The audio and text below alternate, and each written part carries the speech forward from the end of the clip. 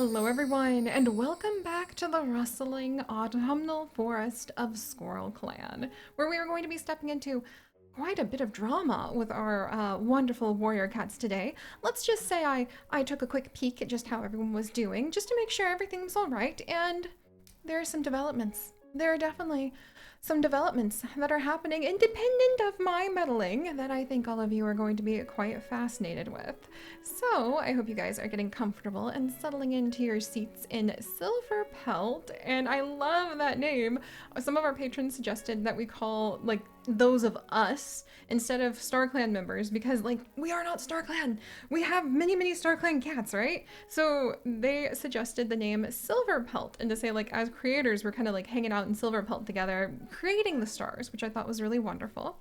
And it turns out Silverpelt is also the mascot for the Warrior Cats clan generator, like Discord, and apparently will be like a cat that shows up in the future. So that's really exciting. I think it's perfect. So if I'm ever referring to like Silverpelt in the future, I'm basically just talking about, you know, the extremely gaseous, very hot radioactive center core of the universe from whence like all sorts of explosive stars are created. Because I'm sure that's a very comfortable place for us to relax, right? But alright, enough of my rambling. I'm sure that you guys want the drama, and we're gonna dish it out pretty quickly today because there's actually quite a bit going on behind the scenes. I didn't do it. It totally wasn't me this time, but I'm pretty excited about it. However, I have noticed that many of you are quite distressed, and it almost is like the stars are now blinking extremely aggressively in my face with lots of different colored lights going, "There's another button. There's another button. Seri, there's another button that one may press," with Chestnut Star. In the leader ceremony. And I actually remembered, thanks again to my wonderful patrons over in our Patreon Discord who are helping me so much with designing everything behind the scenes. I actually remember they told me about this button. I guess I just thought since Chestnut Star is already the leader, maybe there wasn't a need to click that. Apparently there is a need to click that. And I, once more, am going to bask in the excitement of having yet another shiny button to push. But before we go ahead and do that, I wanted to give you guys a little bit of insight into what's been happening in the clan. Because if you remember, last time we left out on quite the surprising new cliffhanger of Autumn Fur and Time Fawn actually becoming the parents of two little orphaned kittens.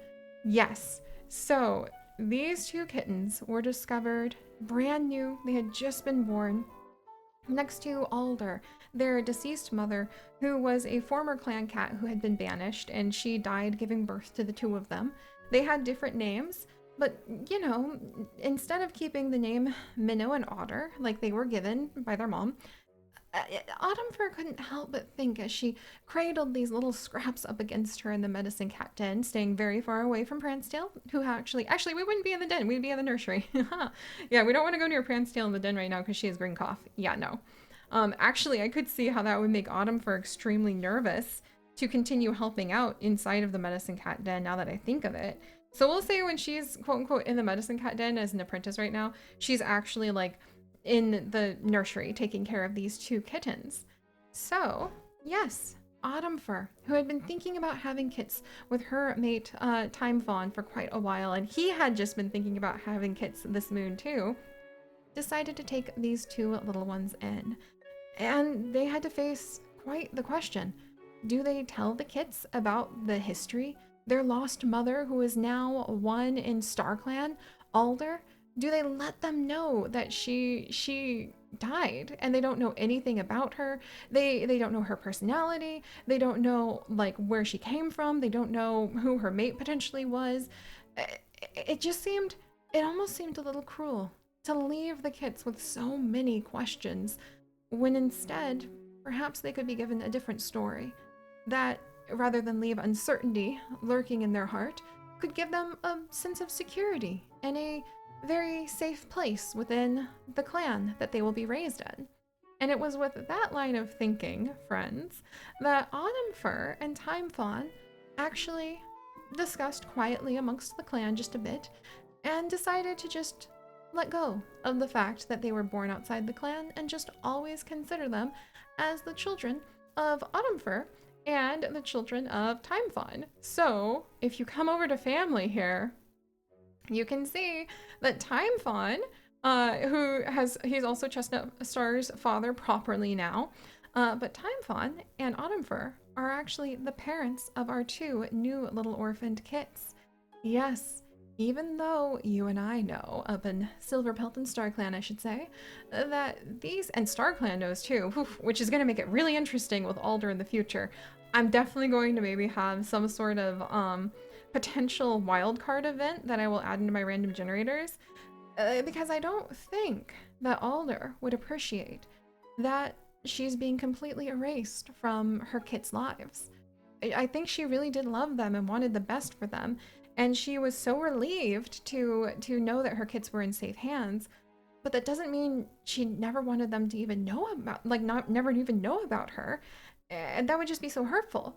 But Aunfer, Timefawn, and the others are just going to kind of let these two brand new little newborn scraps in, and because they're newly born, then I don't think that actually that the clan would really even remember after a moon or two that they had been born outside the clan.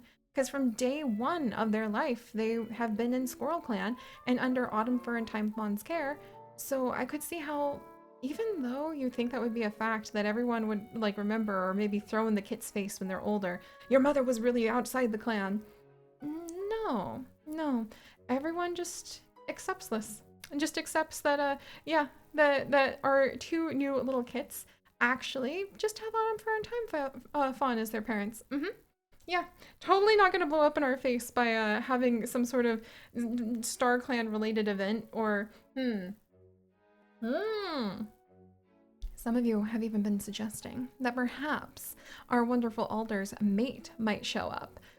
I think that could be quite cool. I think we might actually, we should do some voting. Oh my goodness. Okay, so we do need to have Alder have some sort of mate that can just kind of be there in the background as a potential wildcard cat that could show up, just like the kittens at the cabin, who we will be finding pretty soon, I think. What do you guys think about this? I'm gonna let you guys let me know in the comments, and you can vote for one of, hang on, I have to think about this. Okay. I guess there's only 3 options, actually, now that I think about this. Should Alder's mate be a cat from another clan? Should Alder's mate be a kitty pet? Or should Alder's mate have been a loner? She was an ostracized warrior who was kicked out of her clan and had her name stripped from her for unknown reasons. She's a fantastic hunter who was bold. So what do you think is the origin of her mate? And do you guys think that he cared about her? Or do you think that he wouldn't care that he had kits? Like, I don't think he'd recognize them, but if he knew that Alder had been ready to give birth, maybe he might try to track them down, huh?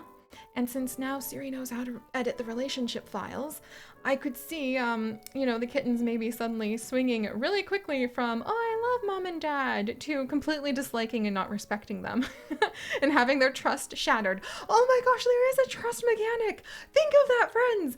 Oh, we could make all sorts of like clan gossip secrets, and we could like roll a generator for clan gossip and then like destroy trust or build trust among different members, not only in the clan, but when we find other cats. Okay, that's gonna be really exciting. So option 1, a member of another clan was Alder's mate. Option 2, Alder's mate was a kitty pet. Option 3, Alder's mate was a loner. Let me know what you guys think and maybe give me some suggestions on who he could have been, because I will definitely be adding him in as an outsider cat that we might potentially run into. I think that would be awesome. All right, but enough rambling about the kittens. Oh, and by the way, you guys may have noticed, yeah, they're not Minnow and Otter anymore, because not only did Autumnfur, who is feeling a little gloomy today, which I noted, I think that she just is, she's feeling, even though she's ecstatic to have the kits in her life, I think Autumnfur is feeling a little gloomy because of the circumstances and worrying about the future. In fact, I think her worry and her gloominess, which she is experiencing right now, as you can see, feeling gloomy, I could totally see how her gloominess is actually related to her concern that one day the kits will know the truth, and she doesn't want them to. So I think using her great speaker and careful abilities, she absolutely would utilize the trust that the clanmates have in her to encourage them to forget the kits' history. Yeah, that's why she's feeling gloomy. She's just worried about the future, but she can't help it. Look at their little eyes. She just wants to go ahead and have these kits completely be hers. So, not only has she erased their mother, their real birth mother, well, their birth mother's history. Real moms are what you make of them. But not only did she erase Alder's existence from the kids' lives, she renamed them too. So now we have, instead of Minnow and an otter, and I just changed it because we've had a lot of minnows and we've had a lot of otters in our warrior cat stories, so I wanted something kind of fresh, to Pepper Kit, the young female with a smoke-colored pelt who's quite impulsive. And we also have our little Plum Kit, who is rethinking her life choices right now. Considering you were just born, my dear, that actually sounds like an extremely overwhelming and heavy mental burden. But Plumkit is currently somewhat troublesome. So these two are actually quite like impulsive and troublesome. They might be quite the handful, but right now all they can do is kind of squeak and roll over. So I think we're good. But there we go. So there's like the big dramatic buildup. I'm really excited because, oh man, I need to write down like trust events and breaking trust or building. So, oh, that would be so cool. And then I need to write down that I need to check in on Alder's mate. And I will see what you guys end up voting for. If I can remember, I'll even put a little votey thing like on our community tab, because that would be pretty awesome too. And then let's go ahead and I'm going to show you guys the other bits of drama that are kind of happening, hanging out, and what people are thinking about today. Chestnut Star is counting how many lives she has left. And I think that's actually related to her deep awareness of the StarClan bond. Even if she doesn't understand why she has so many dreams or why that StarClan bond is so powerful, she has actually, very excitingly, gone ahead and started rebuilding her relationship with Floodfern just a bit, thanks to the assistance of Tangle Spring, who is such a sweet little elder. She's just adorable. I love that she collects stuff. But we are slowly rebuilding the relationship between our lead medicine cat and the leader, which I think is very important. And I do think if they can spend a little bit more time together, it'd be interesting to see if their romantic like develops. I think the medicine cat can't have kits rule is one that I've always hated, so I've always ignored it in my series and will continue to do so. It's such a weak way to try to add drama, if you ask me. There's so much more you could do, obviously. But yeah, they're gonna go ahead and they're going to actually hopefully get along a little bit better so that they can like each other more. And I wonder if her thinking about like how many lives she has left is her way of thinking about like StarClan and her relationship to them, which ties into Floodfern. Also, I will click on the shiny leader ceremony button once we're done with this, trust me. Meanwhile, Pouncebush, who is still very worried about his wonderful well, his crush that he has on Prancetail, who has green cough right now, he's feeling super overworked, which makes complete sense because the deputy, he's been doing a lot lately. He's been chasing after like Chestnut Star, trying to get her to stop being so cranky. He's been desperately trying to go ahead and he's been trying to catch the eye of Prancetail. If you guys remember, they had a really lovely date sitting under the stars talking about why neither of them feel like StarClan directly speaks to them, but how to continue to still, you know, have faith in StarClan. That romantic like getting pretty high up there. Pretty excited about that, right? I mean, that's lovely. Look at her. She's charming. Adventurous. 21 moons. You know, a little bit younger than Pouncebush, but what are you going to do when we have this many cats? Embrace the dramatic pause. Because, you know, Pouncebush, Prancetail, starting to like each other. I was told by our wonderful patrons that actually cats can naturally become mates once I don't have to assign them mates, they will become mates on their own if their romantic like gets high enough. So, you know, that could happen. If it wasn't for the fact that, over here, you know, with Prancetail, and that teensy little bit of the romantic like that she has, the teensy little bit of the platonic like that she has for Pouncebush, that might actually be somewhat in danger because Prancetail wants to get to know Bloom Coral better. What? So she is currently feeling pretty sick, but she wants to get to know Bloom Coral better. And I think that's because, you know, Pouncebush has been out desperately, like he doesn't stay near her while she's sick because he's terrified of illness, but he's been desperately trying to gather medical herbs to share with her.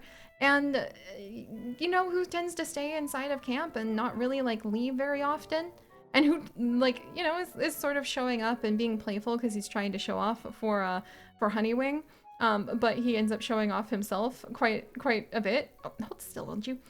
It's actually Bloom Coral, who I didn't even know he was doing this, so that's hilarious, is happily chasing a butterfly. So, wait, when did you get sick? Bloom Coral! Oh wait, that's right, he has a runny nose. So Bloom Coral, he is hanging out in the medicine cat den, and he actually seems really cheerful. He's super playful. I could see how he actually may catch Prancetail's eye too, especially because she naturally likes him a little bit more. So we're going to do something a wee bit dramatic. I was going to try to get Prancetail and Pouncebush's relationship deepened with our wonderful elder's help this time. But with that showing up, I think we're going to go in a different direction. Because even though Bloom Coral really is like Honeywing's staring off into space right now, she's just kind of thinking thoughts, I guess. Even though Bloom Coral has really started to kind of like get a little bit of a crush on Honeywing and like romantic like is building, I think our lovesick cat is also just very, he's super comfortable and really likes Prancetail. They're pretty good friends. And so, I mean, they've grown up together. And so I think that he would be startled, but probably a little gobsmacked and just kind of surprised if, you know, we're just going to come in here and we're just going to see if Bloom Coral, well, actually, we'll go ahead and we'll put in Prancetail. You know, if, we're just going to see what happens here. We're just going to see. Tangle Spring is just going to stand in. I don't think she's mediating this directly. This is just to see how their relationship develops in the medicine cat den. Yup.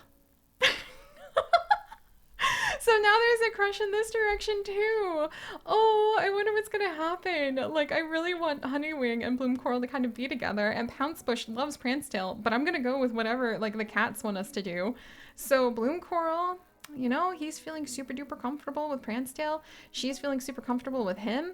They really like each other, and now I think their eye is kind of caught as they lay in the medicine cat den together, laughing as Bloom Coral like pulls everybody's spirits up by chasing butterflies. Yeah, that's going a different direction than I was expecting. Just saying. Also, I'm trying to figure out how many cats can I mediate with a moon? Like, Tangle Spring, can you just like mediate with everybody? Because if that's the case, like, I think, okay, remove. Yeah, these two has already worked this moon. This pair has already been mediated this moon. Okay, so she's already worked. Oh, okay, so I don't think I can make it. Yeah, okay, so I don't think she was supposed to be able to work twice, but because I had to exit the game to do a little editing, it let us do that. That's okay. It let us have a really dramatic plot twist, which I enjoy. And then, you know what? I know I've been rambling quite a bit today. I actually just realized we basically spent the whole time talking about the kits and developing jealousies within the clans, but I think it's totally worth it. And also, we have opened up the opportunity for you guys to help me create a whole new cat who's going to be wandering around, who's going to be Alder's mate, and that might have a lot of dramatic things happen in the future. What if the kids' trust, like, shattering in the clan ends up causing them to turn against the clan in the future? There's a lot that could happen there. Okay. I'm gonna go ahead and I'm gonna push the button. I'm gonna push the button. Because you guys have been waiting for me to push the button for forever. So let's do it. Chestnut stars the leadership ceremony. Chestnut Mark leaves to speak with StarClan. They close their eyes and are immediately surrounded by their loved ones, friends and clanmates who have passed on. Stars shine throughout their pelts, and their eyes are warm as they greet the new leader.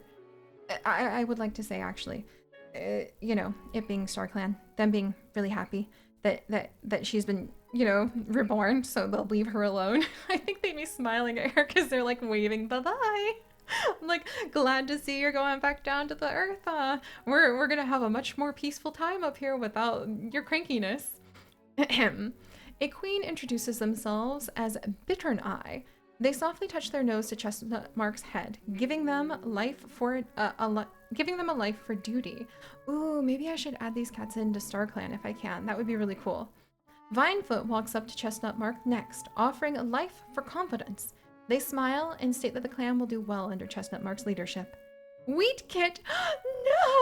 Oh my gosh, a little kitten! Oh, and his name is Wheat Kit! Oh my gosh. Okay, I wonder if we can make some sort of like reborn kitten chance. That's just so sad.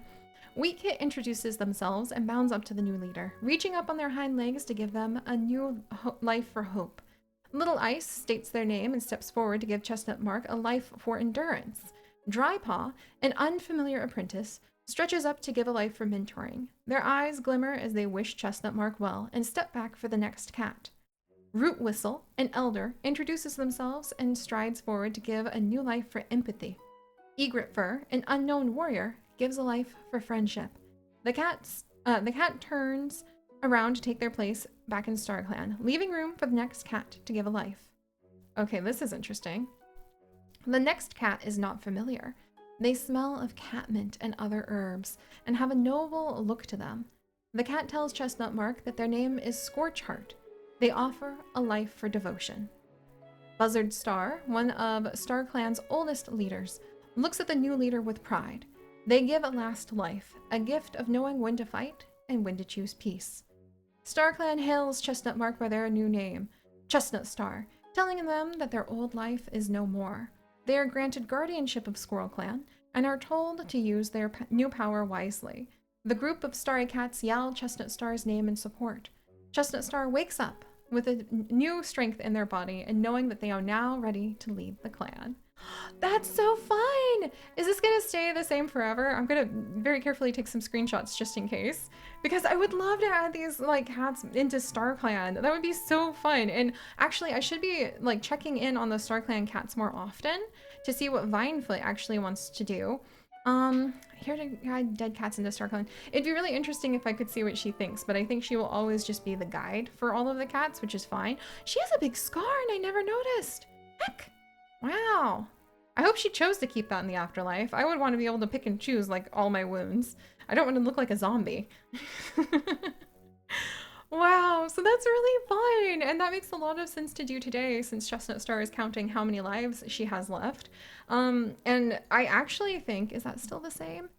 Yes, okay, so it's still the same. And I think that it would be really fun to maybe go through and with each of the lives that Chestnut Star has, perhaps focus on the trait that they were asked to perform. I'm gonna have to double check if like always it goes duty, leadership, hope, endurance, but I feel like that would be fun to have each of the 9 lives kind of have a theme. Or maybe I'll just do that for Chestnut Star. Because I feel like sometimes the cats' personalities in the books do change a touch when they go through their lives. Huh. So, I mean, go through their lives as in when the leaders lose a life. They tend to be a little different when they are on their next one. That's fun. Okay, so I'm trying to think. Oh yeah, and the last thing that I just wanted to let you guys know is I am thinking about looking into if I can make my own accessories that the cats could possibly discover, because I actually love doing pixel art. It's one of my favorite things. Imagine Seri the pixel biologist. I actually adore doing pixel art. So I'm gonna see if we can do our own accessories, and also if using the cat's history, we might be able to go ahead and we might be able to use one of these lovely tabs to go ahead and keep track of some interesting inventory that we might start doing, where when the cats are out and about, we might have a special random generator that allows them to find certain shiny and otherwise items that could have negative or positive impacts on the cats in the future. But I'll talk more about that next time. Have we sent anybody out on patrol? We have. Okay. All right, let's do this. We're gonna leave off with the 8th moon arriving for Squirrel Clan, and we will pick up with the drama next time. Oh, that's a lot of drama. That's actually a lot of drama. Okay, guys. Yeah, I'm just gonna step back and leave you all with that cliffhanger of an abandoned kit being discovered. And also green cough spreading, which is not good. And then we'll have to see how the relationships and other bits and bobs worked out for Squirrel Clan next time. So, I'll see you guys then. Bye-bye!